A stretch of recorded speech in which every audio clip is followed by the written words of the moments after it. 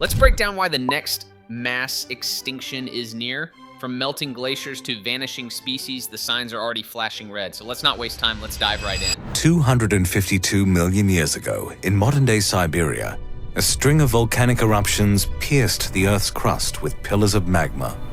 Greenhouse gases bellowed into the atmosphere.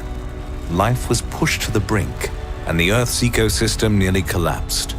Over millions of years, the Permian extinction eradicated nearly every species on Earth, but a greater disaster may be waiting in the wings. Could another extinction event exterminate life on Earth? The Earth was created 4.5 billion years ago. 500 million to 1 billion years later, life emerged at the bottom of the ocean, where single-celled organisms flourished around hydrothermal vents. Since the genesis of life, an estimated 5 billion species have evolved on our planet. However, 99% of those species are now extinct. That 99% extinct stat is the universe's harsh reminder that Earth runs like a ruthless startup. Constant pivots, most projects sunsetted. The real boss fights, flood basalts like the Siberian traps, asteroid surprises, runaway warming, even cosmic oops rays, and we're speed running carbon right now. Not Siberian traps level yet, but the vibe check isn't great. Fun twist, mass extinctions also open lanes for weird winners. Today's cockroach is tomorrow's CEO. In order to survive the planet's changing conditions, species evolve to adapt to unexpected and radical shifts in their environments, which creates competition for food, water, and territory. Species that rise above their competition, the so-called fittest, according to Charles Darwin's theory of natural selection, dominate the changing world. Struggling species, on the other hand, dwindle and eventually disappear. Balanced by natural selection, animal and plant populations have fluctuated wildly over geological time.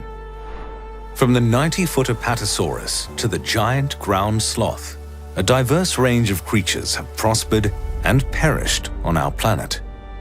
Gradual extinction, in other words, is a natural step in the evolution of life, but no amount of genetic adaptation could prepare living organisms for the catastrophic events to come.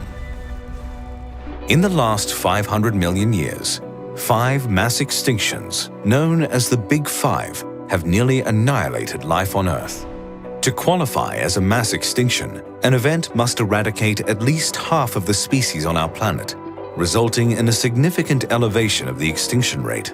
Kind of scary to think about. Yeah, extinction is usually a slow burn, species come, species go, but the Big Five were basically life's hard resets. Imagine grinding XP for millions of years just to get deleted by an asteroid or a mega volcano patch update. And here's the creepy part. Natural selection can't save you when the whole playing field flips overnight. Survival stops being about fittest and becomes pure lottery ticket luck. When the environment changes naturally, even massively, extinction, adaptation, and speciation follow. Though natural disasters have rocked our terrestrial planet, life on Earth has survived, evolved, and flourished for billions of years. In the last 2 centuries, the drivers of the natural world have changed. No longer is the environment governed exclusively by the laws of nature. Humans, the most dominant species to walk the Earth, have transformed environments around the world, subverting billions of years of meticulous evolution.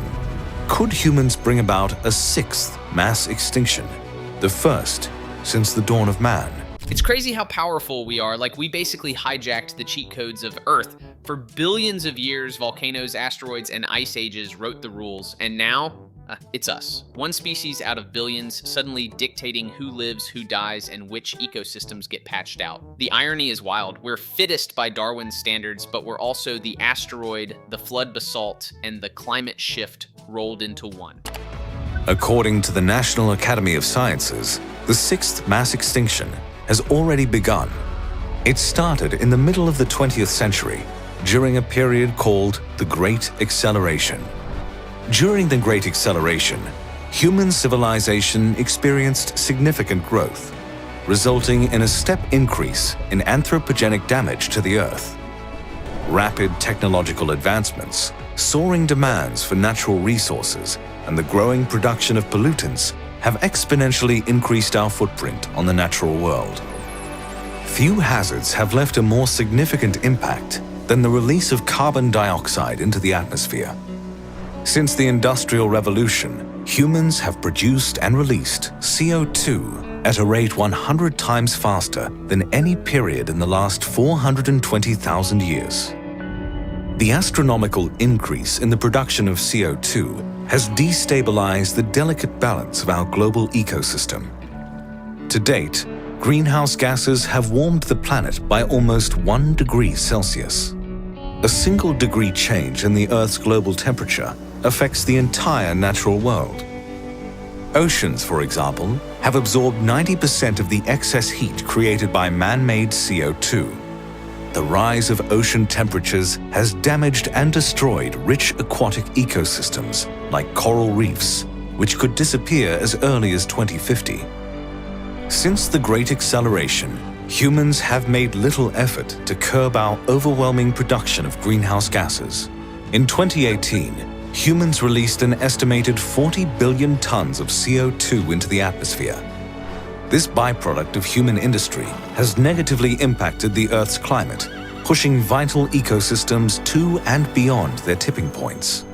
Now, natural wonders like the Amazon rainforest, one of the most diverse ecosystems in the world, are inching closer to endangerment and collapse. The Great Acceleration sounds like a superhero flick, but it's really us speedrunning extinction. Pumping CO2 100 times faster than nature ever did is wild, and that just 1 degree rise. That's like cranking Earth's thermostat for every living thing. Coral reefs ghosting by 2050, Amazon rainforest on life support. We're basically fast-forwarding evolution with no rewind button. The effects of human development extend far beyond the Earth's climate and atmosphere. Decades of pollution, deforestation, and consumption have triggered a deadly cascade on par with the most destructive disasters in history. Already, the 6th mass extinction event has affected 75% of terrestrial habitats and 66% of marine habitats. We've interrupted food chains. We've changed weather patterns. We've disrupted ocean currents. And now we're losing species at an alarming rate. Approximately 200 species of vertebrates have gone extinct in the last 100 years.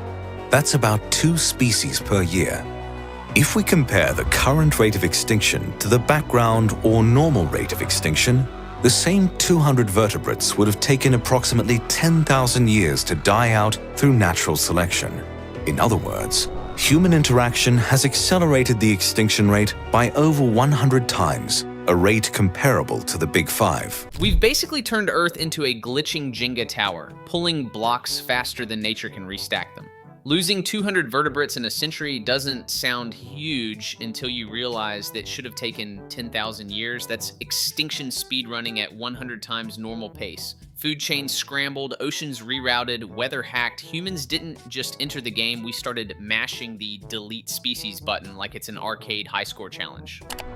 Even low-risk species, including common populations spread throughout the world, are struggling. A 2017 study examined a sample of 27,600 vertebrate species.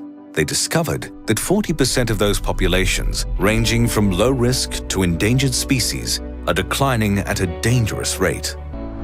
With so many populations dying and declining, our planet faces a massive deterioration of global biodiversity.